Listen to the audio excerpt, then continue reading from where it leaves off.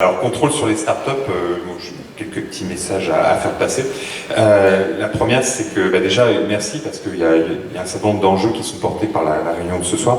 Il y a un enjeu pour nos sociétés, hein, c'est assez évident sur l'innovation et l'entrepreneuriat, c'est deux choses qui sont ressorties ce soir. Et c'est vrai que dans notre université, ou par tropisme, on a souvent tendance à regarder les grandes entreprises parce qu'il y a des outils de gestion qui sont bien installés depuis très longtemps, des pratiques qui sont affirmées. C'est relativement facile, en fait, à étudier. Et puis l'entrepreneuriat, l'innovation a parfois tendance à rester un petit peu sur le côté. Hein. Si on regarde l'ensemble de nos formations, il y a des choses que fait Albert en fait, mais ça représente qu'une petite partie de ce qui se fait ici. En finance, on va plutôt s'intéresser à des gros zinzins en fait, puis parfois au fintech, ça rejoindrait la problématique qui est ici. Il y a un vrai enjeu pour les étudiants parce qu'aujourd'hui il y a une vraie demande en fait, c'est comme ça que je le ressens auprès à fréquenter ce public en fait qui a parfois un peu d'aversion pour les entreprises de grande taille en fait, avec leur côté très très bureaucratique, avec ici un modèle qui est parfois plus excitant, véhiculé par la presse, véhiculé par des réussites que l'on a tous en tête, et donc il y a quelque chose en fait d'assez attirant, et donc c'est super de pouvoir les emmener ce soir vers cette dimension-là. Et puis c'est aussi une préoccupation, là je crois que je suis avec ma paroisse, en fait une préoccupation de nos étudiants de formation continue. Moi je m'occupe de l'exécutif MBA ici, on a à peu près 15% des gens qui viennent en fait dans l'exécutif MBA et créent leur entreprise à l'issue en fait de l'exécutif MBA. Ils n'étaient pas forcément venus là pour ça, mais ils se disent que finalement c'est plus drôle que la grande entreprise là aussi, donc ils partent pour faire ça. On a plein de projets en fait, on les accompagne sur des réalisations de business plan, et c'est vrai que c'est quand même très sympa de les accompagner sur cette activité. Donc je salue l'initiative de ce soir parce que je la trouve très en phase avec un grand nombre de préoccupations. Alors, je ne vais pas être trop long hein, dans les conclusions, je vous rassure. Déjà, je me suis posé la question, en fait, et les présentations de ce soir n'ont fait que renforcer en fait, ces questionnements que j'avais en arrivant. C'est quoi une start-up en fait? C'est pas toujours très clair en fait pour moi. C'est pas toujours très clair. Dans une start-up, il y avait une idée de nouveauté en fait, et là ce soir on a des startups qui ont 20 ans. En formation continue, j'en ai une étudiante plus âgée que vous, qui a une quarantaine d'années en fait, qui est directrice financière de sa start-up. Elle existe depuis le début des années 2000 en fait, ils n'ont toujours pas vendu un rond en fait. Ils sont toujours en train de développer le business. Ah, ils ont fait 3 levées de fonds. Ils ont fait 3 levées de fonds, c'est dans le... C'est du magicien. Hein. Ah non, mais le modèle est bien, c'est sur de l'agroalimentaire en fait, avec des modèles. Ça quand même depuis le milieu des années 2000, ça me laisse perplexe en fait, ce genre de choses. Voilà. Bon, on en a connu d'autres, des comme ça. Mais en tout cas, voilà. C'est en 2 mots, start-up. C'est pardon? C'est en 2 mots. Oui. Il y a les start et les hop. Voilà, c'est ça. Mais voilà, ça monte encore. Enfin, ils étaient en train de, ce que vous avez dit tout à l'heure, hein, de peaufiner le business model pour une nouvelle levée de fonds, mais avec des perspectives en fait qui pourraient être très fortes au moment du décollage. La start-up aussi, il y a l'idée de la taille, hein, donc il y a des start-up de taille très différentes. On a des start-up qui rapidement deviennent de très grosses entreprises et qui ressemblent en fait à ce que l'on a l'habitude de voir autour de nous. Donc ça me laisse aussi perplexe. Quand est-ce qu'on cesse d'être start en fait? Ça aussi c'est un sujet qu'on rentre dans la gestion normale d'une entreprise. Voilà, c'est plein de questions qui me sont venues. Puis il y a l'idée du life cycle. Donc effectivement, pas toujours les mêmes choses tout au long de la vie de développement. J'ai commis un article avec un collègue qui a fait sa thèse à HEC c'était sur des projets. Alors chaque projet peut être considéré comme une start-up, c'est des projets d'Orange en fait, citer le nom, sur les projets d'innovation de haute technologie. En fait, ils lançaient systématiquement des projets. Ce qu'on montrait, c'est la façon dont les outils de gestion qui accompagnaient ces projets sur une période de 5-6 ans en fait, avaient tendance à changer, à évoluer en fait au fur et à mesure du temps pour correspondre à des pratiques et des préoccupations en fait dans l'air du temps, savoir si on allait en passer à la phase 2 du projet ou pas. En gros, ça pourra correspondre pour une entreprise traditionnelle à une levée de fonds. Donc ça renvoie beaucoup de pratiques. Alors si je dois passer un petit peu de temps sur les pratiques, moi j'ai trouvé que c'était un peu paradoxal en fait et très intéressant de s'intéresser au contrôle en fait dans les startups, parce que le contrôle, Albert le rappelait tout à l'heure, ça a été inventé au début du XXe siècle pour des grandes entreprises qui étaient déjà des mammouths en fait, avec des business models qui sont bien établis, on sait où on va. Et donc c'était facile de rationaliser en fait tout ça. Aujourd'hui, moi en tant que chercheur, la principale de mes activités, c'est comment débureaucratiser le mammouth. Quelle entreprise, hein, je ne parle pas d'éducation nationale, ça c'est perdu d'avance, mais le mammouth, c'est la grande entreprise, En fait, c'est fou comme ils développent des pratiques de gestion en fait, qui sont hallucinantes. Un jour, je faisais une présentation avec directeur de thèse dans les bouquins, c'était devant 70 anciens de KPMG, et on leur expliquait que les budgets, ça allait pas du tout, en fait, c'était beaucoup trop lourd, c'était n'importe quoi, et que souvent on avait tendance à faire le budget des gommes et des crayons. Vous connaissez une entreprise qui a fait faillite parce qu'elle avait trop dépensé dans le budget des gommes et des crayons, vous me le dites, moi j'en connais pas encore, hein. Je vois pas trop l'intérêt de faire ce genre de choses. Donc il y en a 4 qui sont venus me dire que vraiment on ne comprenait rien, parce qu'on était universitaires, on ne connaissait pas le monde de l'entreprise, et que si on pensait qu'on avait autre chose, qu'on avait que ça à faire dans les entreprises, de faire le budget des gommes et des crayons, ils se trompaient vraiment. On n'avait vraiment rien à voir. Et les 66 autres, en fait, ils sont venus un peu dans le pot comme ça, là derrière, en me disant, je vais voir, parce que nous, on fait vraiment le budget des gommes et des crayons, mais je ne pouvais pas en parler devant les collègues, parce que c'est un peu la honte, en fait. Voilà, ça, je pense que c'est la vraie vie, en fait, de l'entreprise. C'est pas souvent la communication que l'image qu'elle veut nous renvoyer, mais le budget des gommes et des crayons, un contrôle beaucoup trop bureaucratique, en fait, c'est un peu la face cachée du contrôle de gestion, et beaucoup de nos réflexions aujourd'hui portent sur cette débureaucratisation, en fait, du contrôle. Donc la question ici, c'est est-ce qu'il n'y a pas un risque à mettre du contrôle de gestion dans les startups? Vous voyez, peut-être qu'il faut fuir comme la peste en fait ce genre de choses, parce que derrière ça peut tuer le business model. Vous imaginez si ça peut mettre à plat des entreprises multinationales qui ont des ressources extraordinaires, qu'est-ce que ça va donner pour des startups? Surtout que dans le mot contrôle, en fait, on a souvent l'idée d'un contrôle par les chiffres. Souvent l'idée d'un contrôle par les chiffres, alors c'est bien de mesurer, hein, moi c'est mon commerce, hein, il faut faire attention, il y a un monsieur qui s'appelle Goléjac, il a écrit un livre sur la société malade de la gestion, il a dit que c'était une maladie, en fait ça s'appelle la cantophrénie, les gens ils veulent tout mesurer partout, tout le temps, et donc à la fin ça donne n'importe quoi. Je rappelle que le contrôle, en fait, ça peut s'exprimer de façon très très différente, et pour les startups ça va le faire. Le premier contrôle, en fait, pour une start-up, c'est un contrôle social. Ce que l'on tâte, c'est la bête, en fait. C'est l'entrepreneur qui est en train de se lancer, c'est l'équipe qui va partir. C'est un acte de foi de créer une entreprise, c'est pas un acte rationnel. Si c'était un acte rationnel, ce serait trop simple. Non, c'est un acte de foi qu'on va chercher à rationaliser derrière. Et donc, on va chercher à tester le Messie, en fait, qui vient nous parler de son business plan qu'il a moitié écrit, pour nous dire que demain, il va devenir Amazon, sachant que la plupart, malheureusement, connaître un destin très, très différent. Et puis, c'est pas très grave, certains vivront des belles vies par ailleurs, mais ne deviendront pas des Amazon. Donc, premier contrôle, c'est un contrôle social, c'est la valeur de l'équipe, hein, avant de parler de la valeur financière, en fait, que l'on peut en sortir. Mais ce contrôle social, il a des limites. Hein. Le contrôle social, c'est très bien d'avoir des leaders, mais vous savez, les leaders, quand ils ne sont pas inspirés ou qu'ils deviennent fous, en fait, ils vous envoient directement dans le mur. Je sais pas, par exemple, je sais pas si moi j'investirais complètement sur Elon Musk aujourd'hui.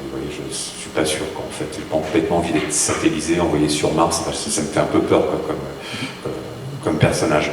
Donc le contrôle social, il a ces limites-là, et c'est bien de le rationaliser avec des chiffres. Donc le contrôle, il peut avoir cette utilité. Puis, comme ça a été montré tout à l'heure dans les présentations d'entreprise, il y a l'idée du contrôle interne, en fait, qui peut être extrêmement utile. Le contrôle, c'est aussi bêtement préserver la valeur de l'entreprise et faire, dans un écosystème où tout est incertain, faire en sorte qu'il n'y ait pas quelqu'un qui pique dans la caisse et qui mette définitivement en danger l'entreprise. Alors l'outil central, c'est sans doute le plus décidé tout à l'heure, c'est le business plan. Nos étudiants, ils font du business plan, ils en écrivent avec des parties stratégiques, marketing, création de valeur, etc. etc. Alors c'est extrêmement intéressant parce que ça force à la cohérence. Hein. C'est le premier bénéfice, en fait, d'un business plan. Ça force à la cohérence, ça force à poser sur le papier, en fait, tout un tas d'hypothèses qui sont cachées. Et moi, j'avais un prof ici, Bernard Collas, il m'avait dit un jour que la différence entre une idée et une bonne idée, c'est que la bonne idée, on est capable de la mettre sur le papier. L'idée, on n'y arrive pas, en fait. Elle reste là, elle trotte ici. La bonne idée, on est capable de l'écrire. L'écrit, ça force la cohérence. Et ça, c'est une des vertus, en fait, du contrôle de gestion, c'est de forcer la cohérence et faire un business plan. À chaque fois qu'on challenge nos étudiants de MBA, ils ont tous des business plans à faire dans leur projet de fin d'études, sur des projets internes ou externes de création d'entreprise ou de développement de business. Alors en fait, c'est intéressant de voir comment on arrive rapidement à les prendre en défaut, en fait, parce que justement, ils ont fait cet effort de cohérence. Donc ça, c'est le premier outil.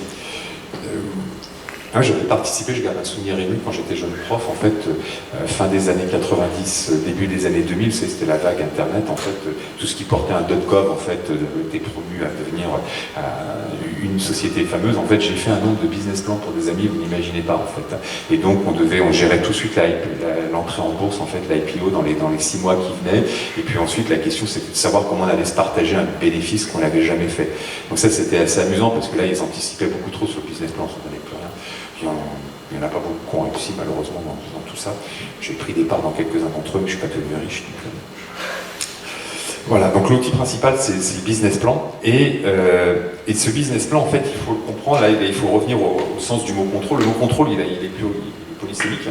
Dans le mot contrôle, il y a l'idée de maîtriser, en fait, et de vérifier. Hein. Vous avez un contrôle fiscal, vous avez une vérification de vos revenus. Vous avez pour les étudiants, un contrôle de fin d'année, vous avez une vérification de l'état de leur connaissance, en fait, sur un sujet donné. Et ça, c'est une chose. Et c'est un peu ce qui se passe dans beaucoup d'entreprises. En fait, on a ce mot contrôle, en fait, qui revient. Je fais une mission pour la police, je vous explique même pas dans la police l'image associée au mot contrôle. Puis il y a une deuxième science, en fait, qui est maîtrisée. On perd le contrôle du ballon et on ne se qualifie pas contre les Turcs hier en France. Voilà. Donc voilà, on a perdu la maîtrise du ballon, on a perdu son contrôle, on perd le contrôle de son véhicule et on va dans le fossé. Ici, en fait, c'est piloter dans un environnement qui est incertain. En fait, on ne sait pas très bien où on va. Et le contrôle pour les startups, c'est celui-ci. Parce que des collègues aussi ont dit, il y a deux types de contrôle. Il y a le contrôle answer machine, c'est celui qui, on sait où on va, on a des standards, et puis on est capable de coller à ces standards. Et puis il y a un autre contrôle qui est le learning machine, en fait. C'est le contrôle qui nous permet de savoir de quoi c'est fait, en fait, à l'intérieur de la boîte, de l'entreprise, du truc que l'on est en train de piloter. On ne comprend pas encore bien le business model, et le contrôle va nous permettre de faire sortir petit à petit, en fait, les éléments qui sont structurants pour ce business. Et donc, ce qui diffère, c'est la façon dont on l'utilise. Est-ce qu'on fait référence à des normes préétablies ou est-ce que l'on a un but flou vers lequel on va aider à piloter l'organisation? Et puis, le contrôle, c'est aussi une formidable histoire à raconter des histoires, en fait. Ça a été signalé tout à l'heure. Hein. Ça peut permettre de rendre crédible un business plan pour des investisseurs. On raconte une histoire autour du business. Compter, il y a un jeu de mots sur compter, on compte ses sous, mais on compte aussi des histoires. Et on compte avec des chiffres. On raconte des histoires avec des chiffres. Les chiffres, c'est extrêmement pratique pour raconter des histoires parce que ça donne une grande cohérence à l'histoire, ça force à la rigueur et donc ça crédibilise. Donc c'est un contrôle d'exploration qu'on propose ici pour les startups et pas le contrôle traditionnel que l'on voit dans les entreprises. Et donc c'est un contrôle qui est fait lui aussi de recherche de sens. Alors il y a des KPI classiques, hein. Je ne sais pas, sur le contrôle, on va s'intéresser à la croissance du chiffre d'affaires, hein, c'est le premier truc. On va s'intéresser, est-ce que ça marche, est-ce qu'on arrive à trouver les clients, est-ce qu'on arrive à générer le passage de l'idée au chiffre d'affaires. C'est un contrôle qui va être très centré sur le client, ça a été souligné tout à l'heure par un intervenant, un indicateur très cash, et puis très marketing. Et puis le deuxième élément qui me semble essentiel, c'est le cash en fait, hein, parce que les entreprises qui lèvent de l'argent, le principal sujet, je vois nos étudiants qui ont, quand ils viennent nous présenter, quand ils sont passés, ils ont fini le MBA, ils viennent nous présenter les entreprises qu'ils ont créées, le principal sujet qu'ils ont en tête, c'est combien de temps on va tenir avant de trouver en fait la suite. Alors le cash, il y a à la fois être prudent avec le cash qui est à notre disposition, et puis ce qui a été souligné tout à l'heure, hein, c'est comment on gère la croissance, parce que la plupart des entreprises font faillite, non pas parce que leur business model n'est pas bon, c'est-à-dire parce que leur rentabilité pose un problème, mais parce qu'elles ont un problème de croissance, c'est qu'elles ont un défaut de trésorerie lié à une mauvaise maîtrise du BFR. Donc ça c'est problématique, quand mourir en bonne santé, c'est jamais une bonne nouvelle en fait. Voilà. Et puis il y a des KPI, je ne sais pas s'il faut appeler ça des KPI, qui sont moins classiques, on va dire des pratiques en tout cas. C'est tout ce qui est, je mets ça moi, dans le contrôle, parce que j'ai une vision extensive, impérialiste du contrôle, et je mets tout le reste dans le contrôle, en fait, le management, le marketing, la finance. Les proof of concept, en fait, pour moi, c'est du contrôle, en fait. C'est du contrôle, c'est s'assurer, c'est avoir la maîtrise, en fait, que le business model qu'on est en train de développer, il tient la route. Le test and learn, en fait, hein, essayer de lancer rapidement un truc, voir si ça marche, en tirer des conclusions, c'est la version start-up, en fait, de ce que dans les grandes entreprises, on appelle l'analyse des écarts. L'analyse des écarts, ici, on teste des trucs, et puis il y a de l'agilité à avoir pour voir si notre business model fonctionne. Voilà. Et puis, il y a un truc que j'avais rajouté en écoutant la présentation tout à l'heure, il y a une dimension du contrôle qui est importante, je n'y ai pas pensé tout seul, mais elle est essentielle, c'est les opérations de croissance externe, en fait. Et ça concerne beaucoup Alors, ça concerne à la fois les grandes entreprises et puis la start-up qui peut la fourchette en fait, qui a réalisé un nombre de croissance externe assez incroyable. Et donc ici se pose une question qui est aussi une question de contrôle, qui sont les post-merger integration. Comment on fait pour intégrer en fait ces différents éléments, pour rendre les systèmes compatibles, pour avoir des indicateurs qui parlent à tout le monde. Et puis quand on est dans le grand groupe, en fait, comment on fait pour prendre le contrôle sur la start-up. Donc ça, c'est une autre dimension. On avait reçu des gens d'Accenture, moi j'ai trouvé assez remarquable en fait dans leur capacité à intégrer tout un tas de start-up, soit ils les mettent directement dans leur bureau, mais bien souvent en fait il faut des solutions où on les laisse loin, parce que si vous les mettez dans le bureau, on retrouve ce dont j'ai parlé tout à l'heure, en fait la bureaucratie tue l'équipe, et l'équipe s'en va et ils ne veulent pas partir. Donc il se pose plein de questions sur le bon degré d'intégration de ces opérations de croissance externe. Donc, voilà, donc je trouve que c'est un sujet absolument fascinant parce qu'il renouvelle le champ du contrôle, qui était, on n'a pas inventé grand-chose depuis fort longtemps en fait en contrôle de gestion, pour être honnête. C'est pas le sujet, c'est plutôt dans les usages en fait de ces outils que c'est intéressant. On peut les explorer du côté de la contrôle de gestion financiarisée, c'est pas le sujet de ce soir, mais ça pose tout un tas de questions, et puis d'un contrôle en fait au service de la société de croissance. Donc voilà, merci pour cette initiative, parce que je crois que ça apporte un grand bol d'air frais en fait à nos disciplines. Merci beaucoup.